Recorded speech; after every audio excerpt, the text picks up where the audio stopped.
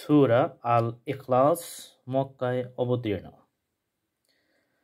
আউযু বিল্লাহি মিনাশ শাইতানির রাজিম।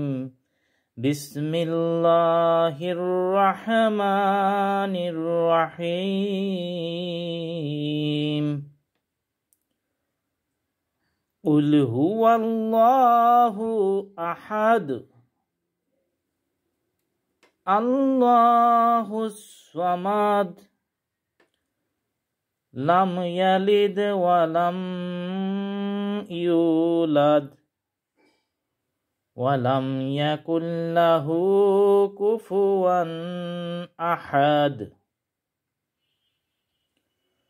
কুল হুয়াল্লাহু আহাদ, হে মুহাম্মদ তুমি বলো, তিনি আল্লাহ, তিনি একক। আল্লাহুস সামাদ, আল্লাহ তাআলা হচ্ছেন সম্পূর্ণ অমুখাপেক্ষী। লাম ইয়ালিদ ওয়া লাম ইউলাদ, তার থেকে কেউ জন্ম নেয়নি আর তিনিও কারো থেকে জন্মগ্রহণ করেননি। ওয়া লাম ইয়াকুল লাহু কুফুয়ান আহাদ, আর তার সমতুল্য দ্বিতীয় কেউই নেই।